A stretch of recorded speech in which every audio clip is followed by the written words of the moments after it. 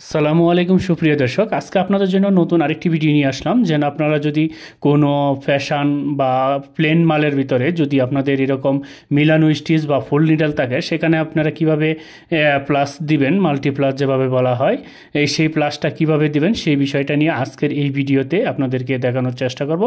Down কোনো সমস্যা নেই, যখন আপনারা প্লাস দিবেন তখন সমস্যা। আরেকটা হচ্ছে যেন এই স্প্লিট ব্যবহার করছি, এই স্প্লিট কিন্তু সব মেশিনে ব্যবহার করা যায় না।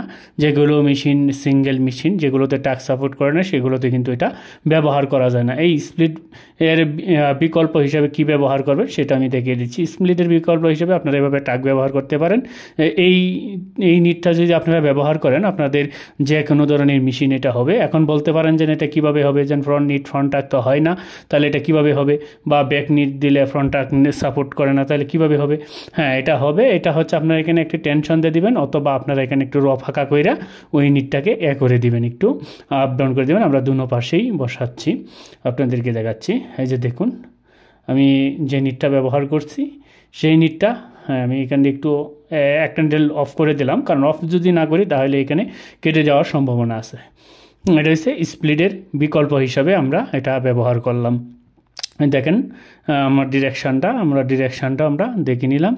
তারপর হচ্ছে আমরা এটা একটু ব্যাগে যাচ্ছি, যেন আগে এই যে স্প্লিট আছে।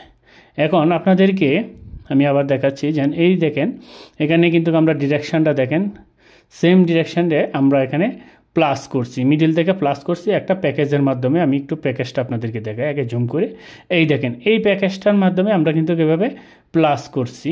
আর এখানে আমি এই যে আবার প্লাস করার সময় আপনাদের এটা হোল হয়ে যেতে পারে, যেন হোল না হয় সেজন্য হোলটা বন্ধ করে দিছি। আবার হচ্ছে উপরে যে প্যাকেজটা দেখতেছেন সেটা কিন্তু আপনার এই যে ফুল নিডল যে সাজানো, সেটা কিন্তু কীভাবে সাজানো যায় সেটা, যাই হোক, সেটা আমি ব্যবহার করব না। আমরা এই যে প্যাকেজটি দেখাইছি আপনাদেরকে, সেই প্যাকেজটাই কিন্তু এখানে আমি ব্যবহার করছি।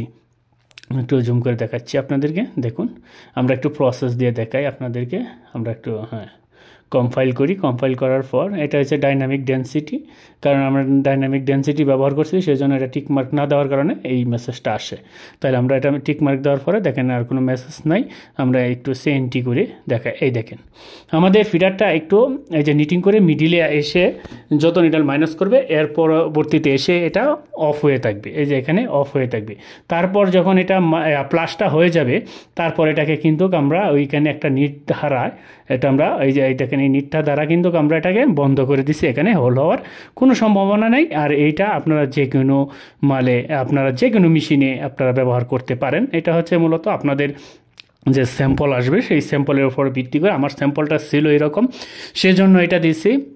আর এখানে দেখেন যেন এখানে হোল দেখাচ্ছে, বাস্তবিক অর্থে যখন নিটিং শেষ হবে, নিটিং শেষ হওয়ার পরে কিন্তু হোল হবে না। যাই হোক প্রিয় দর্শক, যদি এই প্রোগ্রামটা ডাউনলোড করতে চান তাহলে অবশ্যই ভিডিও ডিসক্রিপশন চেক করবেন, ইউটিউবের ভিডিও ডিসক্রিপশন, সেখান থেকে আমাদের টেলিগ্রাম চ্যানেলে গিয়ে এই প্রোগ্রামটা ডাউনলোড করে নিতে পারবেন। আজকের মতো বিদায়।